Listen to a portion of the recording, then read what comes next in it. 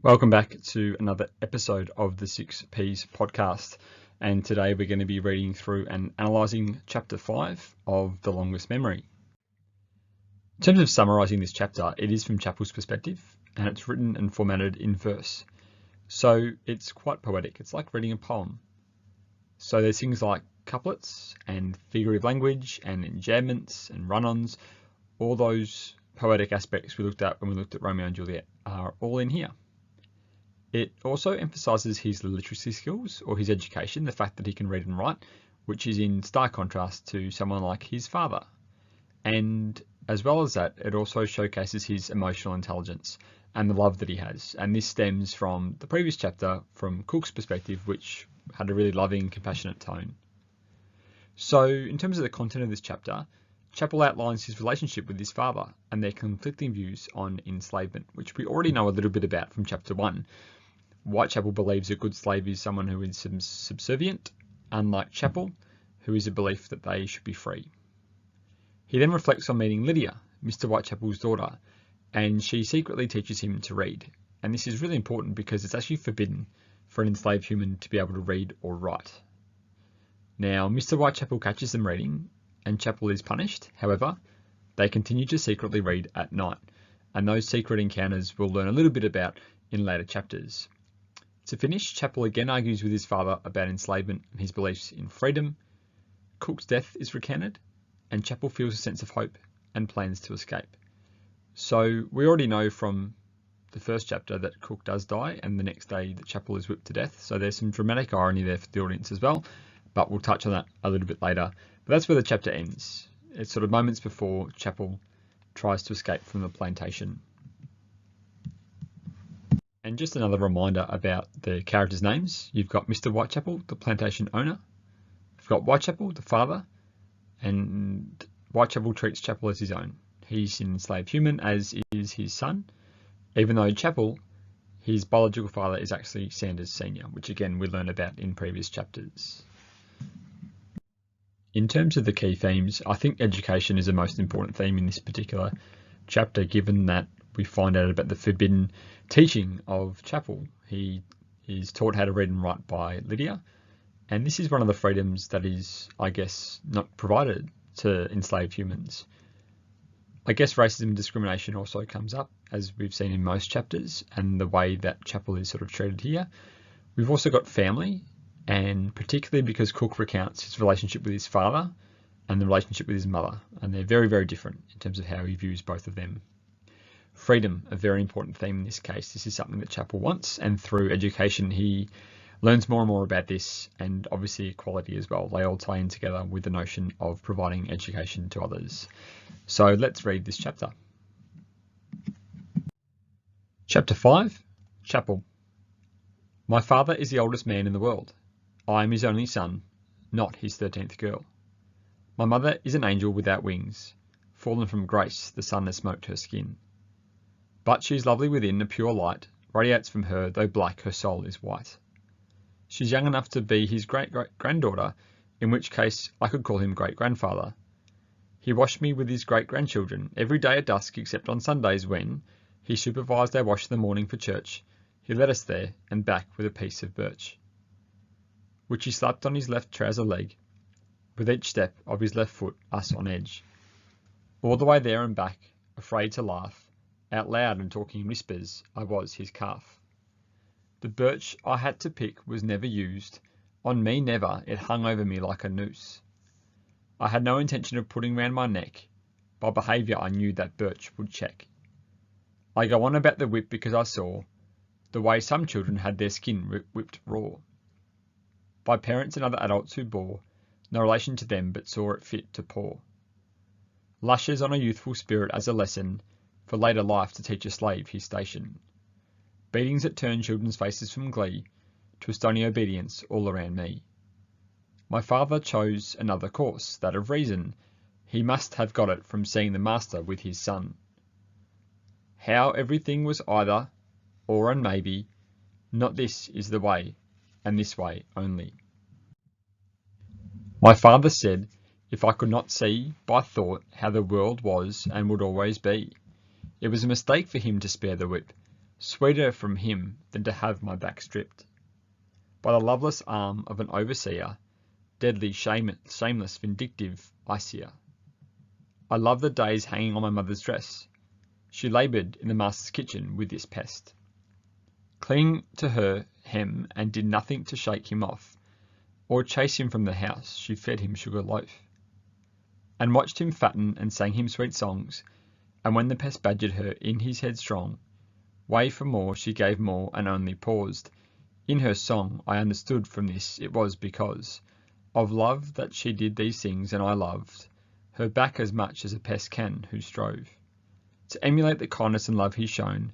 I learned all this in my master's big home. My other schooling began with his youngest child. She was 3 years older, she always had. In her possession soft rectangular shapes, she peered at motionlessly for hours with no breaks. She called them books and read aloud to me, as much as to herself, to practice and say, see, what I can do and you can't, until I asked her how, for the umpteenth time, and she agreed to show me how, if I promised not to tell a single soul. She made me cross my heart on a rectangle. She called the Bible, she pressed my hand, and said, swear to God, she said I had to stand. When I swore and not cross my fingers or toes, or twitch my nose, then she opened the rose. She called the book and moved my finger over. The words as she sang them, I heard a choir. One day she stopped me and said out of the blue, now you can read, you must learn to write too. My hand was a crab walking sideways, and leaving crab tracks sideways across the page. Then she held my hand and the track straightened, as if the crab walked on 2 feet in one line. I asked her to what use I could put reading and writing. She said I was a son of slaves and it was forbidden for a slave to know how to write and read. I said it was a mighty waste of a good head. She reminded me that I took a pledge not to tell a soul. I watched her and felt grudge. I bowed my head and apologised. She waved the air to dismiss my shames. She saved my book in my place in the book. She pointed to it. I started up loud and clear. She sat back in her chair and closed her eyelids. I watched her over the top of the first words. I must have got lost in the image of her, or the story of 2 star-crossed lovers. Whichever, I failed to hear the footsteps approach, and only looked round when I felt a presence other than ours in the room. Lydia sat up. She must have felt it too. We gasped aloud together. The book leapt from my lap to the floor, scattering its leaves, and we were statues with dropped jaws, waiting for her father to release the curse. With his words he ordered Lydia out. He drew his belt, signalled to me, bend and shout. At my peril as he lashed he spoke, do not, I repeat, do not let me ever catch you reading. Again if you do, will be sent away, far away to a place where slave boys die of hunger, hard work and the whip. Do you hear? For your father's and mother's sake, I hope you do. Now go to your quarters and tell no one of this. Are you clear? Yes, master. I am sorry. Thank you for sparing me. I promise never to read and write again. Thank you. I am ungrateful, a wretch who deserves to be a slave. I promise never to open a book or pick up a pen. I compose in my head or aloud. I write nothing down. I told this to the trees, the well, the stars. They memorized it besides me. I told her. He said Lydia was never to see me again. We meet at night back to back without pen. Or paper we talk, we speak from memory. What she has remembered from books for me. What I've composed in my head for her, back to back in the darkness at this hour. Darkness, my father insists, anchors if invited into the port of an idle life. Darkness, I counter, drops an anchor slaves inherit from the cradle to the grave. It is a ship that settled for one view. Its anchor rusts in us, its time it withdrew. He said my outlook would turn my bed of straw into a bed of nettles with teeth of saw. And I would nightly still have to lie in it, with darkness as a wife, unless I quit. He was right, I said. Look where it got him. The second the words jumped out, I regretted them. I tried to make amends, but he waved me from him and shouted at me for the first time. There are 2 types of slave, son. The first learns from mistakes which earn him whip and fist. The second listens when he is told the facts. See what works and what does not, then acts. Today I see you are the first, not second, category of slave. and I fear for you, son. I walked off shaking my head at the abyss. Between us, father, jailer, catalysis. I had to leave. Mother took with fever. The weeks that kept me there nursing her with father. We worked but did not talk. I would lift, he would wash, taking turns at dark to sit by her bed and fan her and feed her drinks, and listen to her delirium, too tired to think. For myself, too mad with idle death, toying with the woman who gave me breath. We were both with her when she died. I held her head, he watched her lips, we cried, but made no sound and made no moves except to wipe our eyes and blow our noses. With her gone, nothing could keep me there. Father, I am running. I feel joy, not fear. So let's have a look at some of these quotations. Again, I've only picked out sort of 10, but there's a whole heap from this particular chapter that you could definitely analyse and compare with the 7 stages of grieving. I guess the first one, my father chose another course, that of reason. I just listed in there this idea about reason and logic versus emotion. And this is a difference between Whitechapel's thinking and Chapel's thinking, especially around enslavement, and that neither course of action or neither belief benefits either of them. They both suffer, even though they have very different beliefs. This quotation also talks about how others were beaten by their parents, but Whitechapel chose sort of a different mode of parenting. And it's ironic, that Whitechapel refused to hit his son, yet Chapel is actually whipped to death. So it's quite a sad quotation as well in that respect. The next one, I loved her back as much as a pest can, who strove to emulate the kindness and love he's shown. This is that idea about values, beliefs, ideals, how they're passed on from one generation to the next. And here we see Cook. Her love is passed on to Chapel. And this is what sort of Chapel transfers on to Lydia in their relationship as well. Again, we'll find out a little bit more about that relationship in the next couple of chapters. She said I was a son of slaves. It was forbidden for a slave to know how to read and write. And obviously this quotation is crucial in terms of the context. Education was withheld by the enslavers. It was forbidden. They were not allowed it. Again, that notion of withholding something from a group of people in order to maintain the power imbalance that was occurring at the time. The next quote is only a small one. It's just the quote to star-crossed lovers, which we'll know back from year 9 doing Romeo and Juliet. It links obviously to Lydia and Chapel, this relationship between two people that's forbidden. Rather than two feuding families, we've got two feuding ideologies here, and it's doomed to fail. It will end in death, and sadly, we already know that. We know that Chapel dies. And the last quote on this page is just to tell no one of this.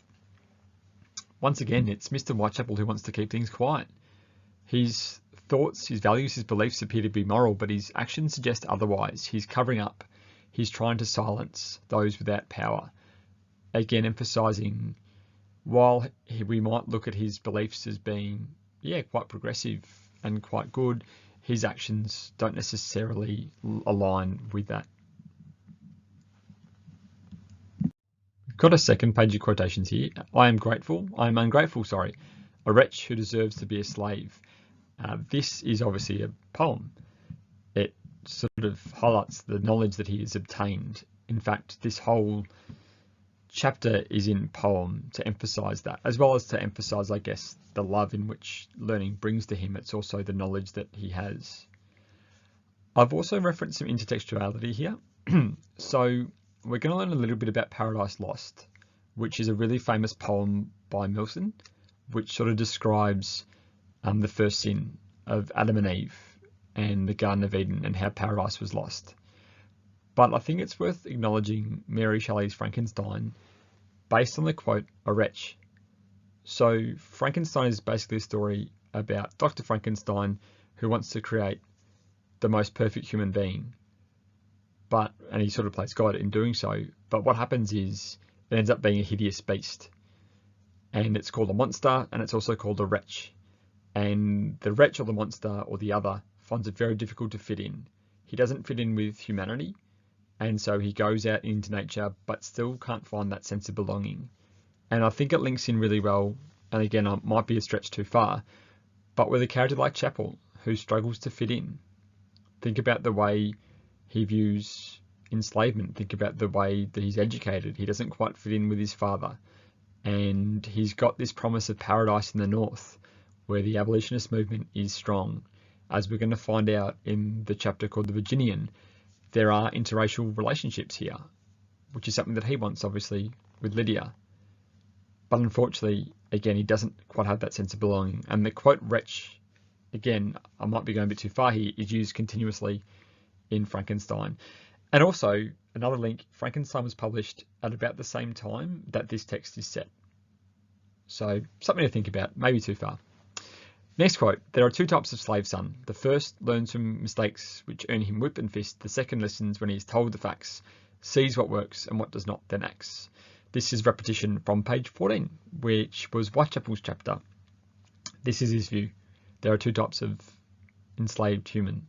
He is one, his son is the other. Also note this idea about family and values passed on from one generation to the next, and how values around enslavement are really ingrained. And it's really sad because it's difficult to enact change when these beliefs are so ingrained. You know, there's no sense of hope really for people who are enslaved, because this is how it's always been.